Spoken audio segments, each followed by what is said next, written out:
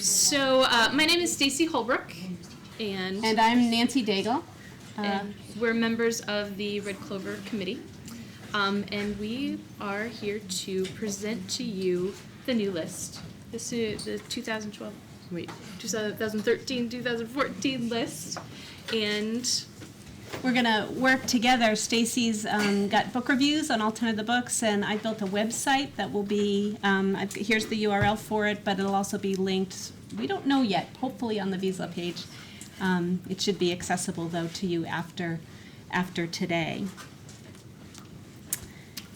So I'm going to go in no particular order other than the stack of books that I have here.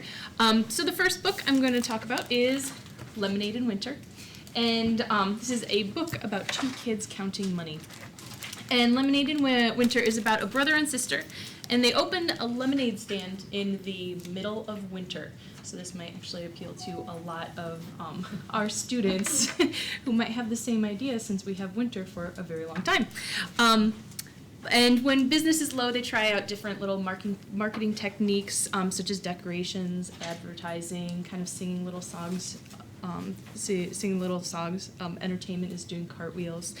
And with every purchase and every sale of lemonade, or limeade or lemon limeade, Pauline, the older sister, explains money in very simple terms to her very little brother, John. Just like Pauline and John collect quarters. They empty piggy banks and search pockets. Each time you get 4 quarters, that's $1, says Pauline. 4 quarters, that's money, says John. So every time they get $1 or a couple dollars, they explain how many quarters there are. And in the very back, there is Pauline's explaining money to John. So it has a really great information about money and how to count money in the back too. Simple text, very simple text, but and really funny illustrations. This is one that you're definitely going to want to have kids kind of take a look at, because there's some things that are happening in the illustrations that might not exactly be happening in the very simple text. For example, they're squeezing lemons, squeezing limes, and John gets his juice squirted in his eye, and I think the kids might really like that, but it doesn't explain that in the text, so you'll have to go to the illustrations. And then for each of the books on the site, we've built a page, and this should be the place where there's a drum roll. And this is the first time I've done this with people outside of my own building, but we've added space at the bottom of each page for anyone to add files and comments. So Stacy and I have been talking a lot over the last couple of days about really moving the whole notion of manual to virtual, so that when people come up with great lessons and activity ideas, they can post them here, and then we'll all have access, instead of you counting on the manual for, the 1 or 2 people who came up with the ideas for that particular book. So again, this will be linked probably on the Vizsla site. And I just put in a basic summary, links to the authors and the illustrators, web pages in this case. In other cases, we've got a few more resources. But all navigable, designed more for librarians and teachers than students at this point. I tend to incorporate some of the content from my students on my own web page. It's just different. This is really designed more for adults, but use it, steal it, take it, do whatever you need to do. I think that we're moving in a good direction as far as collaboration goes, and I like what I'm hearing at the Red Clover Committee table, because I really feel like this is something that we're all going to be contributing to very soon.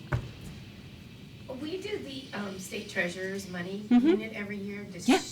Totally connected. That this is a Red Clover. I don't know that she's made this free book. Yes, she does. Maybe this will be one of the books she's. I'm sorry. Yes. Lisa Helm. So it would be really neat if this were on her list. That's a great idea. So that could be one of the books, the 3 the kids have to read. Yeah. Suggest That's a good idea. I'd be happy to do that. We just passed out 850 certificates. Great. Yeah, I thought about that as we were looking at this book too, how nicely it would tie into that too. Because this year, Tia Isa was on her list. Right. So it was a double whammy. I didn't have to do more money books. It was a part of the Red Clover. Great. Are you ready to move Yeah, on? Or- we're Okay. good to go. The next book I have for you is oh my God, Monsieur Marceau. I took Spanish. I'm sorry, I didn't take French. But this is by Lita Schubert, who will be in this room the next session. This is about Marcel Mangel and his journey to. Is that right? Marceau. Marceau. Yep. Oh, I know, but he changed his name. Marcel. Oh, that's right. This He is changed from the his beginning. name. Yeah. he Yeah. changed his name. His real name is Marcel Mangel. And his and it's his journey to how he became a mime, and a lot of that actually has to do with World War II and the Holocaust.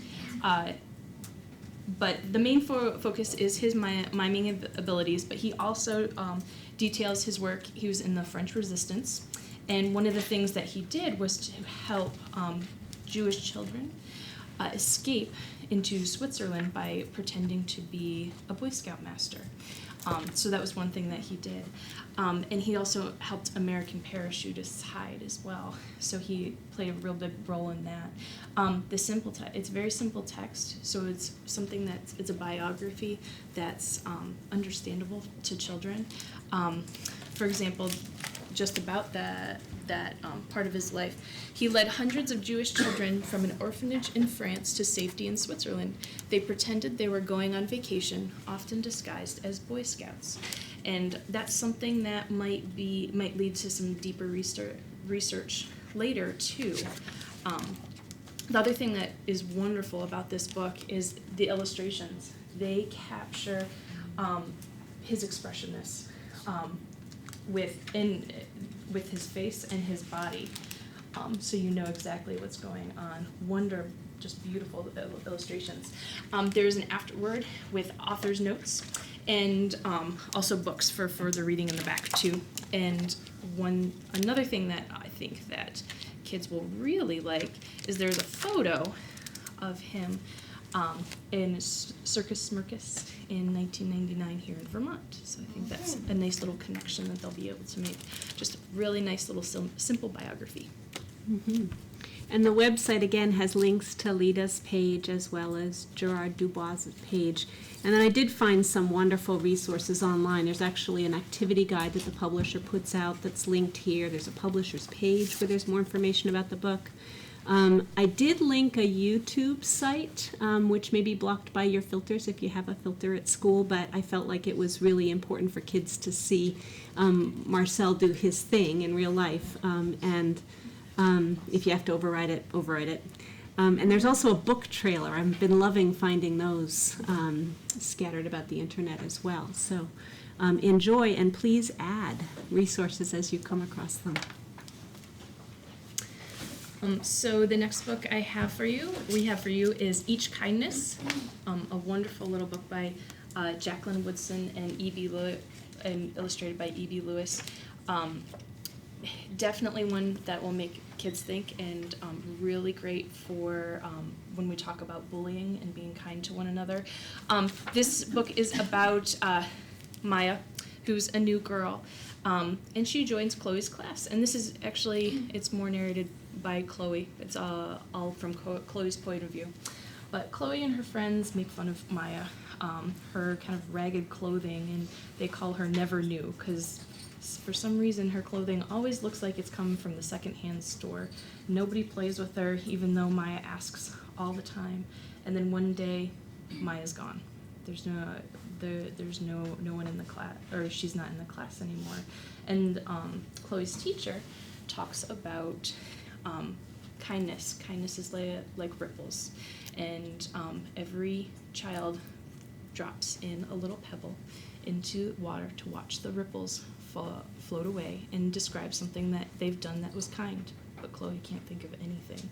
So this is something that Maya doesn't come back.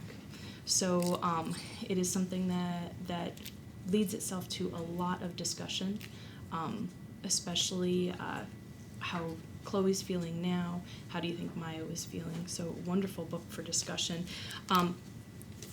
Illustrations are just beautiful and really capture the children's emotions and children's faces.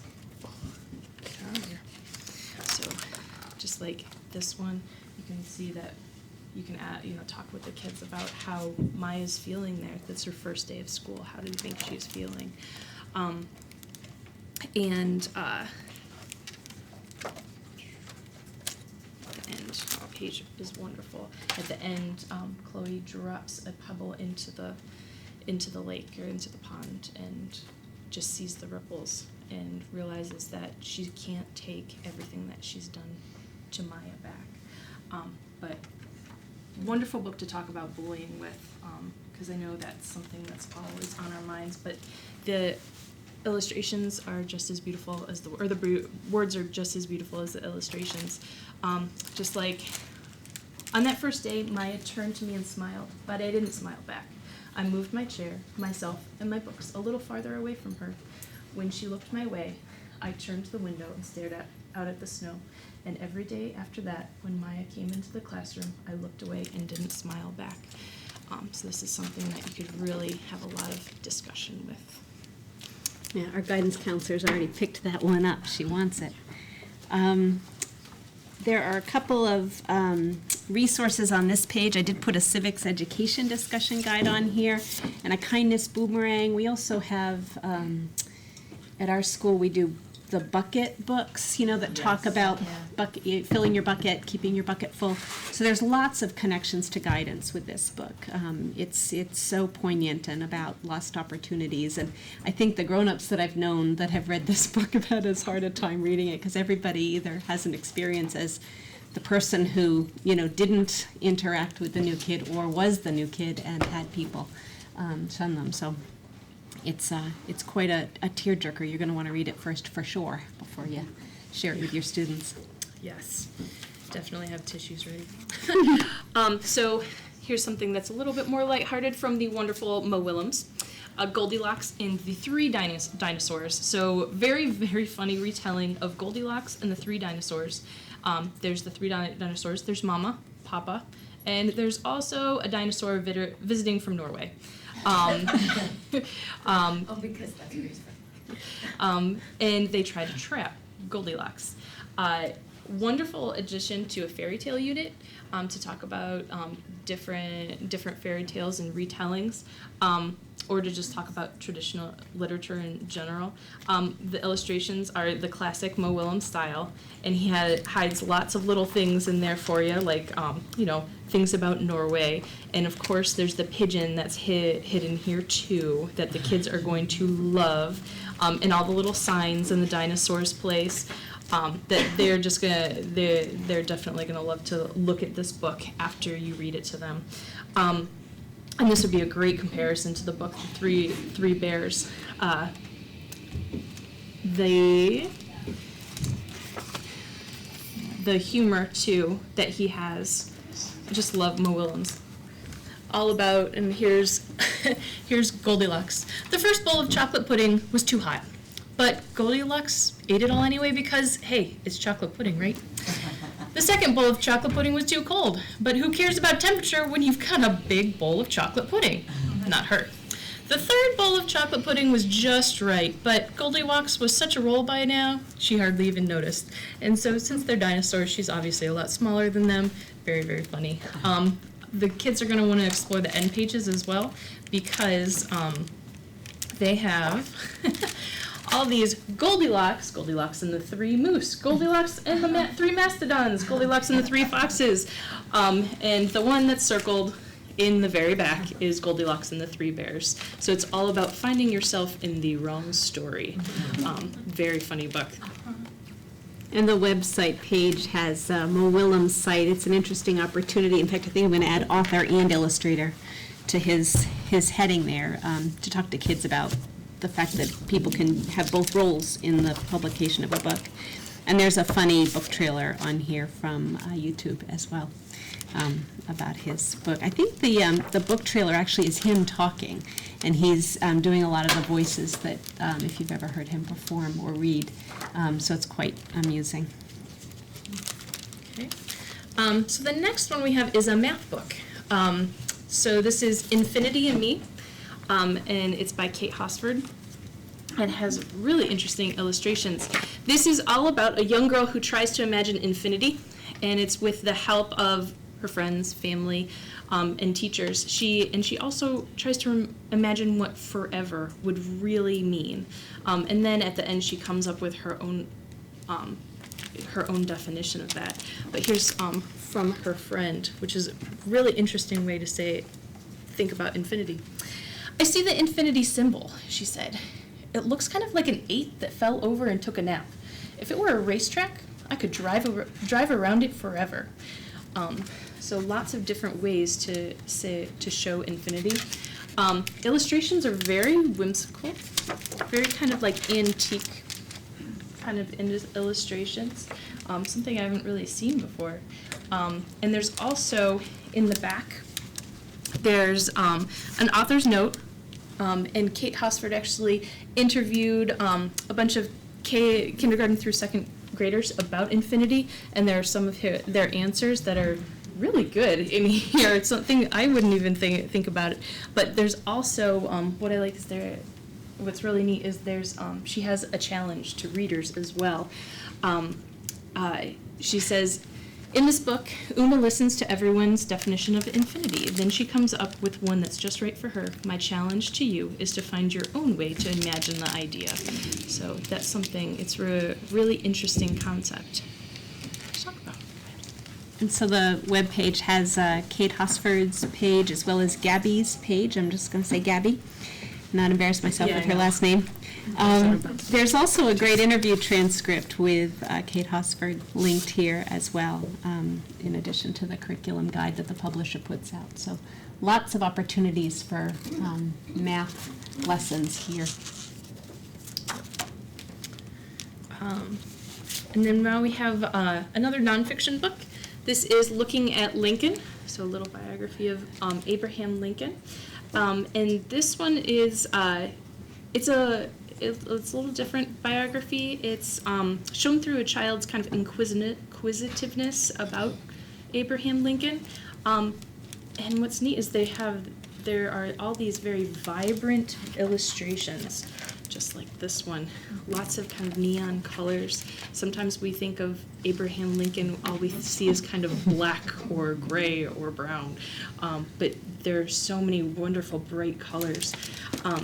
And what's neat about this book, too, is that we have the traditional facts about Abraham Lincoln, like he had a family that he loved very much. His wife Mary, who was very short, and 4 sons. They laughed, and they had lots of friends, and even ran wild. Then in a different font, a more handwriting font, so that's in the more kind of typical typeface, in a more handwriting kind of typeface, you have the child's kind of inquisitiveness about this. I wonder if Mary and Abraham had nicknames for each other. Did she call him Linky? Did he call her Little Plumpy? Maybe. So it's kind of neat that this really lends itself to talking about research and finding facts and our own inquisitiveness for that too. The end pages are read the Gettysburg Address, so that's something to point out to kids too. And this just has a lot of energy to it. It's just a fresh and exciting look at Abraham Lincoln. Nice. So I did put down on the other resources a Smithsonian. If you haven't visited that website, it's just got amazing depth and breadth to enhance your lessons with realistic content, images, videos. It's quite comprehensive. And I'm noticing a typo. There should be an end quote after what did he love, but I'll fix that when I get home.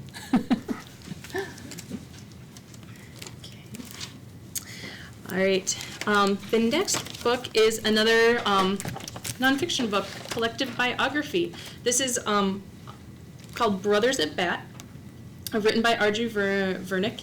And this is the true story of the Acera brothers. And the Acera brothers were an all-brother baseball team. And if you can just imagine what an all-brother baseball team would look like.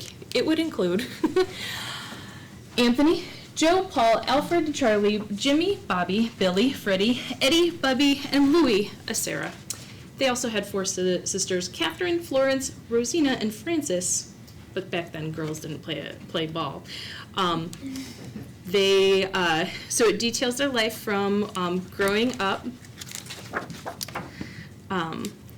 And one of the best pictures is in one New Jersey town near the ocean. Back in the 20s and 30s, you could hear the same door slam over and over. The 3 brothers raced out. Slap, slap, slap. There goes the door. Out went 3 more. Slap, slap, slap. And more. Slap, slap, slap. And still more. Slap, slap, slap. So it's, and the illustrations are wonderful. They're kind of in that vintage 1950 kind of H.A. Ray style. Very much like Curious George. This also has a wonderful theme. Oh, and the Sarah brothers, it talks about their lives through the war, and also into when they were inducted to the Hall of Fame. Wonderful note in the back. There's an artist note and also an illustrator's note. Wonderful story about family life, teamwork, but also positivity as well. And that positivity you can definitely hear in that author's note when when she's talking about the Acera brothers working together.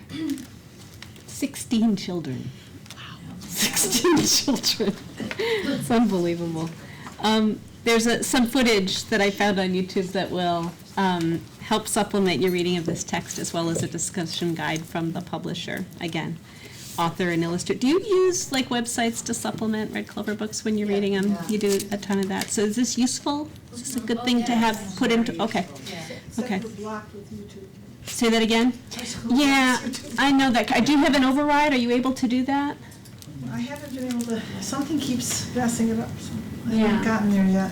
Yeah, I don't know. I could probably try and, I don't know if I can download it from YouTube and then post it again. I'd be worried about copyright with that. But I get an override password from my tech coordinator, and that has been useful to me, because on occasion, when I need to get there, you just override it. Yeah, don't block, I know. I know, another conversation. No, ours is not Yeah. blocked. Yours isn't blocked. However, if you're trying to look up a book on Barnes and Noble or Right. Amazon or That's blocked for shopping. that's Yeah. blocked. Yeah, yeah, it's No, tricky. I mean, if you can figure out a way to get yourself special permissions.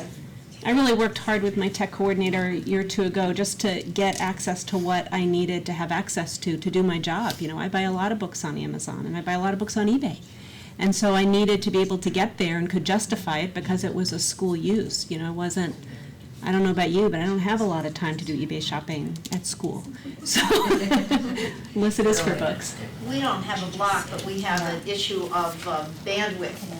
So what we were told to do is download it the night before or before school starts, and then use it that way. Right. Because it's not about blocking at our school, it's about bandwidth. Yeah. You know, it's just all of Yeah, a sudden you're it's showing tricky. something Yeah. and it's like, oh, for God's sake. Right, right. There was a way to put it on a thumb drive, like Yeah, at you your can. house. Mhm. Do you have those directions? Because I'm telling you, every time I try it, it doesn't work. I don't know what I'm doing wrong. It's probably copyrighted. I It have a could be. feeling, I have a feeling YouTube has figured out how to block that. Could be. Some things. That's Could my be. feeling. Yep. They've decided no more. Yep. Thanks for the little aside. Sorry, I came in late. How do I access this? Right here. Keeping it a secret. Oh. Thank you.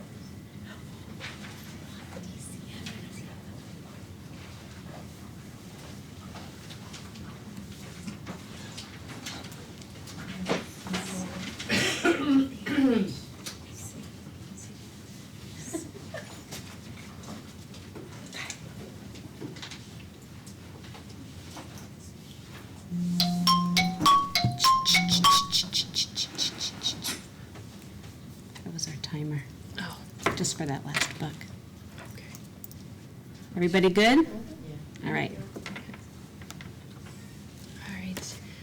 The next book I have is another biography, and this is the biography of painter Henri Rousseau, and he was a self-taught artist who was who just, despite poverty and extreme criticism, continued to paint the jungles and exotic plant life that he read about in books or saw in greenhouses, but never got to see in person. For example, here's some criticism. The experts say he paints like a child. If you want to have a good laugh, one of them writes, go see the paintings by Henri Rousseau. But he overcomes all of that when Picasso actually sees his work and talks it up. One of the reasons why we chose this book was because the artist actually painted like Henri Rousseau, and a lot of times that doesn't happen. We have art books, but the illustrator chooses to have a totally different art style. So this actually gets, especially the end pages, you can actually get the feel for what the painter actually, what his style was like. And this is called A Naive Style.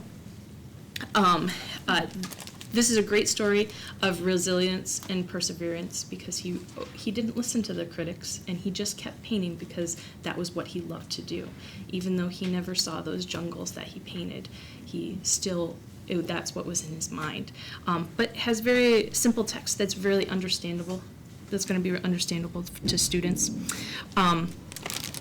And it's written with a great vivid imagery as well, so students will be able to get that idea in their heads.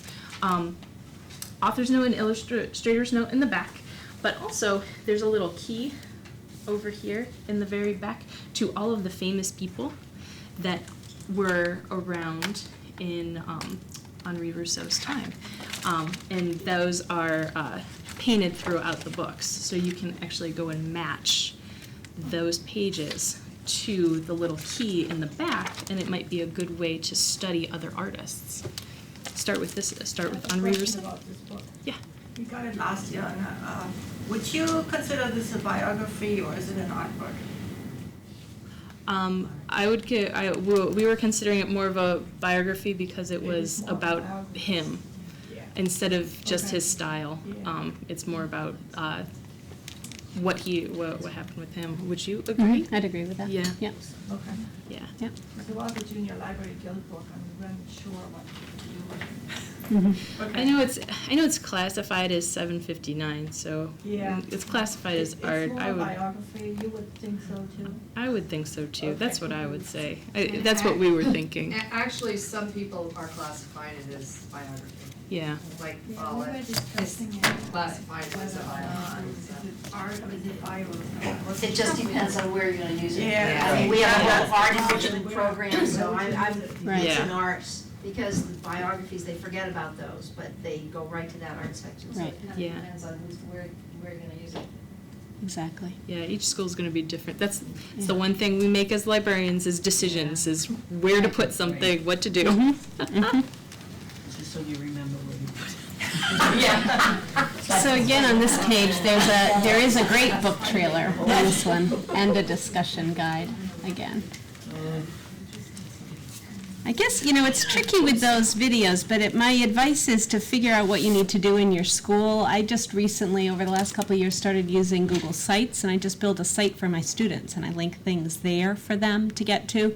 And I don't have a lot of YouTube links. I guess if I'm doing that with them, I override it and show it to them as a group and don't make it accessible outside of school. Talk to your tech folks, because I think it's really important. This media is so powerful and such a great supplement to these lessons. Go ahead. Yeah, one of the, there's a site that another librarian did last year for the Red Clover books. Mick, yep.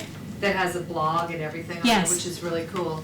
But in Balloons Over Broadway, which you're probably all familiar with, that particular book, it was so effective to show the kids some of those old YouTube videos, and then for them to have the context of this Macy's Day Parade still exists. Exactly. And this is how it looks today. So I did that with my kids as part of, doing the Red Clover books, and I just thought it was incredibly powerful for them to see, wow, this is something that happened years ago, and here it is. And I think Meg even compared like the original Macy's parades and then put some video links of kind of modern day, like what blowing up those monstrous balloons looks like. And kids just don't have that sense of the production. They see the balloon and I don't think they give a whole lot of thought to how it got up there. I think sometimes we take for granted our knowledge too, what we know. We know what marionettes might be, but the kids might not. So even though it explains it in the book, having some visuals too, or just the Macy's Day Parade in general, they might not have seen it. So. Exactly. What was the book where the guy built the tiny circus? That one had great YouTube. Sandy's Circus. Yeah. I showed them the YouTube video. That was a good one. That helped a lot. It does help a lot. It does help a lot. That was a good one to collaborate on too. Our art teacher went nuts with that one. I videotape my computer screen There you go. to show them. That's creative use of technology, Stephanie. Get around that filter. All right. We're going to keep moving here. What do we got next? Next one I have for you is One Cool Friend. If you don't know this book already, this is about, it's based on an urban legend, and it follows a proper young man named Elliot who goes to the aquarium with his father, and instead of buying a stuffed penguin like his dad assumes, Elliot takes a real penguin home. At noontime, Elliot's father asked, "Are you having fun?" "Yes, thank you," said Elliot. "May I please have a penguin?" And Dad's looking over here at the plush penguins, 1995. "Sure," said his father, and handed over a $20 bill. "That's very kind," Elliot said, and headed off. Elliot emptied his school notices from his backpack, selected the smallest penguin, and popped it inside. This urban legend is not true, but I think kids will have a lot of fun wondering if it is. This also has a wonderful surprise ending that will lend itself to another reading to spot all of the little things that foreshadow this ending as well. It's really wild, just wildly humorous, and students will definitely want to go back and keep looking at this book. Absolutely, and the website on this one also has a curriculum guide. There's an activities kit, and there's even readers theater. If you haven't, has anybody not done readers theater? It's such a blast. You give kids scripts, and they take turns reading, and you do it cold, and nobody has to prepare, and you give them, I often give the boys the girls' parts and the girls the boys' parts, just because it shakes it up a little bit. So there's a readers theater script for this book on the site as well. All right, the last one we have for you is The World's Greatest Lion by Ralph Helfer.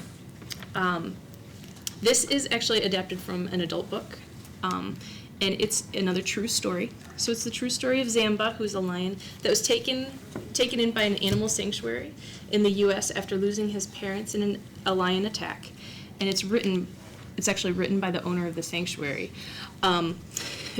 This one is another one you're going to want to read first and have tissues nearby. Just making my notes for this, I sobbed so much at my desk I had to hide myself from the kids. It's really powerful. It's a little lengthy, but I think it will really captivate kids from beginning to end because of Zamba's journey and everything that happened to him. And the illustrations by Ted Lewin provide such a wonderful lifelike quality to them. This is a picture of Zamba and kids that are sitting nestled really close to Zamba watching TV, so you can get that glow from the TV on their faces. A wonderful story about how Zamba really is one of the world's greatest lion. He he does some amazing things. There is not an author's note in the back, but you can read a little bit about Ralph Helfer and Ted Lewin. But like I said, it's adapted from an adult book as well, so that might be something to check out for more information. I did put a little note on this particular page. First of all, I think that Zamba is also the MGM lion Yes, the image. MGM lion. The image they used for the MGM lion. Yep, he was in the picture. Yeah, he was. And so star. I've got that image linked here. It was really very difficult for me to find information on Ralph Helfner online. There's, other than Wikipedia, which is kind of a generic summary, my best resource was Facebook. So you may want to just get information about him on your own. I just really struggled. Maybe because of the publication of this book, more things will come available. But it was hard for me to find information about him online. And I think the Zamba link is a video of the real lion, though I can't remember. Do you all have any questions or comments? So I think it's a nice set of books this year. We're pretty delighted. There's quite a bit of breadth. This was my first year on the committee, and I was so intrigued to learn all that goes into the selection of these titles. You know, it's everything from the quality of the text to the connection between the illustrations and the words to is this appropriate K4? Can you see it if you're reading it to a group? You know, we think about some of those books that have been published with the beautiful little illustrations. Even though we have document cameras now, it's still tricky to share a book like that with a big group of children. But I was really pleased with this collection. And the pressure's on a little bit. We do have an author in residence. Just look through my book and you're finished. We can go through the rest of it. Did we show you your page? You've got your own page on here, Lita. You've got your own page on here. There were wonderful resources for Monsieur Marceau online. We've got a YouTube link, and there's a publisher's page, an activity guide. There's a great trailer. I'm sure you've seen all of this. It's wonderful.